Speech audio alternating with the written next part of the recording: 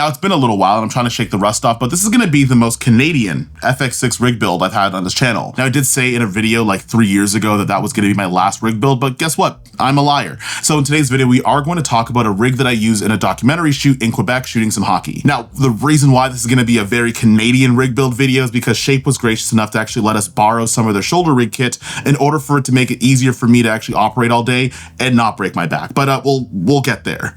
Now, just so we're on the same page, I have to give a lot of this stuff back. This camera is not mine. I give this back to Sony. SHAPE actually gets the rig build back because, well, I don't get to keep the camera. I don't really have much use for all the other stuff. But I do want to talk about some of the accessories and how I actually used it over the last couple of days. And also, the Atomos Ninja 5. Turns out they have a new monitor, and it actually fixes one of the problems, or two of the problems that I had in a really big way with this guy, which actually came in a lot more handy than I thought it would. But we'll just build the camera and I'll talk about things as we go. Now, the reason why this looks kind of funny is because I accidentally left my body cap and lens cap over with my assistant, but we did use a zoom lens. This is actually going to be the 28 to 70 for all intents and purposes. This is 24 to 70, but I did use that other lens and the 50 to 150, which we have a separate video for. And obviously the Sony FX6 body, and every rig starts off with a cage. Now, what I like about this is that you just put this all into one piece. The screws at the bottom are also organized to make sure that it has the bigger screw at the bottom and the smaller quarter 20 at the top, which means that all I have to do is just turn this upside down and I could screw this in fairly easily. And everything's gonna stem off of your cage. I don't know if you guys have made a lot of rig build videos, but if you have a bad cage, you're probably going to have a bad rig build. Now, next step here is I'm gonna flip this over at the top. I'm gonna get all the screws in as well, but I also wanna talk about this top handle because you can mount some stuff onto here. I do have a little mounting plate that's on this guy, but I still want to say that this top handle still drives me nuts because I would much prefer just to have audio on it here, but you can't have everything. Now, because this is going to be important a little bit later, I am going to put on this little dovetail plate that's going to go on the bottom of the SHAPE cage. The reason being for that is that this is how it's going to get onto the shoulder mount and as well as how I get my rods onto here. So if I do this a little bit later, I have a heavier rig to deal with. But if I do it right now, then it's something that I don't have to worry about when this guy gets more fully built out. And typically for me, I like to screw this in with my hands first, and then I'll tighten the screws with my screwdriver or my multi-tool. Now, in order to get our screen and our audio, what we're gonna do is a couple different things. For one, they do have this little loop thing that you can get for the SHAPE FX6 rig build. This is super nice because it'll give a bit more extension to the EVF. So when you are shoulder mounting things, it's a lot easier to see what you are looking at, which is more than I can say from other Sony cameras that have viewfinders that were meant for video usage, because this one is a little bit more ergonomically sound. What I can do on this guy is a couple of different things. So one, I could tighten and loosen this, so I could bring this back or I could bring it forward all the way to the end, tighten it over here, and as well if I want to move the orientation or rotate a little bit, I could do it onto here. Now, on the actual viewfinder for the Sony FX6, you do have to remove the other piece in order to do that, so that way you have this little loop into here, and then I could put this in to, and I always get this wrong, I could put this into right about here, feed this cable underneath, and then we're good to go. Now, for our audio, we have one of these Sony mics here, and one of the things I still got to do onto this guy because of how this little mic holder is actually made is I got to get a rubber stopper onto here, and I do have a Velcro strap just to give me enough space to snugly fit into the microphone holder. Now, this is something I'm not really a stranger to. In a lot of rig builds, I usually mention having one of these guys, but it does fit pretty nicely into the actual XLR holder and the XLR port that's on here as well. So this is pretty easy to do. It's just you got to get a couple of those guys on Amazon just to make sure that you have all the right stuff. But what's also nice about the top handle, even though it's not my favorite thing in the world, is it does have a little clamp for the cables on the inside of the handle. So that way the cable's not going all over the place. Now, for cable management and stuff like that, I do have a couple of Mondo ties. I will put two of them, one on each side of this one. So just in case I have things like HDMI cables or USB-C cables, I can put these guys on either side of the build to make sure that things don't look completely crazy. Although sometimes they still do anyways. Also, I always forget where I want to put this thing. I think I'm just going to put it on the side here, and I'll save it for later. Okay, so we got to talk power situation here as well. So I do have a SHAPE V-mount batteries. Turns out they make batteries as well. But what I can do here is I can lock this guy in, locks into their V-mount, and you do have a button push onto here. So you can just flip this guy up, and you could put your original BPU batteries into here, so that way it makes it easier to hot swap. Now, this battery plate might be separate if you want to buy these things separately. They can come as a kit if you'd like them to, but that locks into there. And whenever I need to change a battery, instead of changing the one inside of this little door here, I just pull out one of these guys and the camera still stays running. For monitoring though, I found one of these little L brackets, and I don't think this actually comes with the Sony FX6 kit, but Shape still makes it, but it has a cold shoe at the bottom. So what I'm gonna do is I'm gonna screw these two guys in, and I think I actually I put this one up here. And I just found a couple of 1/4 threaded screws that I could put onto here, so that way we could put it on our monitor, because we did use the Atomos Ninja 5.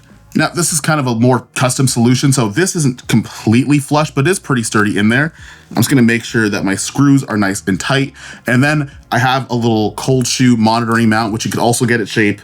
Throw that into the cold shoe, make sure that it's nice and tight, and then we could have a little conversation about the Atomos Ninja 5. Now, I've made videos on the Atomos Ninja 5. I've used it on the Sony FX6 for a fairly long time when I did have one. And there was two problems here. One, the actual way that you got anything that you wanted to externally record was on SSD drives. And I mean, we all know how much SSD drives are right now. You can record them onto CF Express Type B card. So instead of me having a big SSD and needing a caddy and all the other stuff, I just put it in a CF Express Type B and I can externally record to the Atomos Ninja 5. And the other problem with this is that I didn't have a monitor that had SDI and HDMI at the same time with like the original Atomos Ninja 5. This guy has both in and out in the SDI, so I can use that on the Sony FX6. And then the third thing was the original one wasn't USB powered. One of the things I hate carrying around is MPF batteries, so being able to power this via USB-C, I can connect this directly into the V-mount battery, so not only does it give power, but it's a much smaller footprint, but still keeping the screen size exactly the same.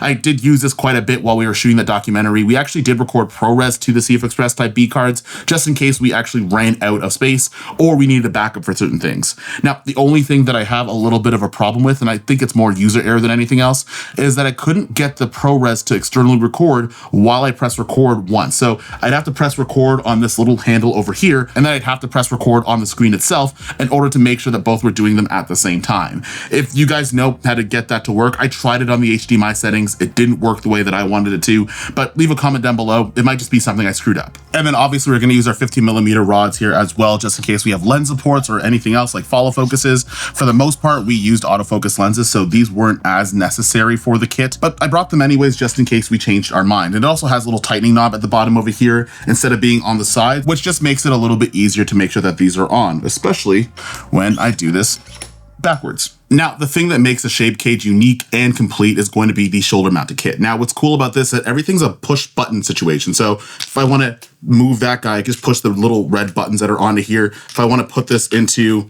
a shoulder rig setup, I can do that. Now, it's also super easy to install because that little dovetail we were talking about earlier, we just slide that into here. But one of the things I want to do first is talk about how to get the side handle onto here. Now, there is going to be a little white button that's on here. You want to match up onto this guy. And once you have that all matched up, that locks in, and then I could use this pretty free-handedly. And I still have all the custom buttons as well. So I have my record button, there's like a menu 5, you have your focus, you could use things if you have a zoom rocker, and there's a little secret tiny button into here, which I don't think a lot of people know about, but you can do this, and then I'll just set this guy down, and then once I get the full rig onto here, we'll talk about actually using a shoulder rig in a capacity like this, but getting all of this set up, it's pretty easy to do, and it's super straightforward. I also forgot to mention as well is that you do have an extension cable for the side handle to go directly into your camera. You want to make sure that this is actually properly put into there because I've not done this properly and none of the buttons work. So making sure all of that is good to go is incredibly important. And once we're pretty much done, I could effectively move all this up in a shoulder rig setup. Now, this arm that you have right over here, this actually extends. So if you need more length out of it, you can use it there. And then move this guy forward. And now I can use the shoulder rig mounted setup. Now you can make a bunch of adjustments onto here to make it more ergonomic, but I want to talk about the experience of using this guy in the first place. Now, like I mentioned before, we're shooting a hockey documentary and we kind of did the B-roll first where we had to shoot a bunch of games before we got into the interviews. Now with that, I did use a kind of non-traditional setup because I didn't use a tripod too often. I went from handheld to shoulder rig to capture different B-roll shots and angles. And because I was going for a little bit more immersiveness in the shooting experience, being able to kind of change this to a handheld setup and still kind of take a little bit of the weight off of destroying my back, this is actually pretty handy and pretty helpful. I do like the fact that if I want to sit over here, I can just kind of take this guy out, and I always keep this guy upside down, and I don't know why I do that. Let me just take it off. No, it's off now. I can actually just handle this guy on the front. It's right in front of my face. I don't have to crick my head over to the side, and as well as I can move this back and forward. If I want to move this up, I can. If I'm getting a higher angle, I can do this. I can move it down if I'm getting a lower angle, and I can move this forward and backwards. It makes my life a lot easier. And as well as it takes a lot of the weight off of what would be on my arms or needing an easy rig, and I could mount this on my shoulders. And you know, your boy's been in the gym. I have pretty decent sized shoulders to make things a lot easier. Overall, being able to use this guy in this capacity, one, is a great way of supporting a Canadian company. Believe it or not, SHAPE is actually based in Montreal, Quebec, which was a perfect fit for our documentary shoot as we capture all 13 provinces and territories. And at the same time, it's a pretty functional cage. That being said, I want to check in here. I want to talk about this cage setup a little bit. I think it's super fun. This is actually more clean than I've had other rig builds in the past. And as well as using a shoulder mounted setup, which is something I don't do very often, is incredibly comfortable, really smooth. And I don't want to give either of these things back. That being said, links are in the description down below. A special shout out to Excellent Photo because you can get everything from this kit at the store. And we'll see you guys in the next one. Peace.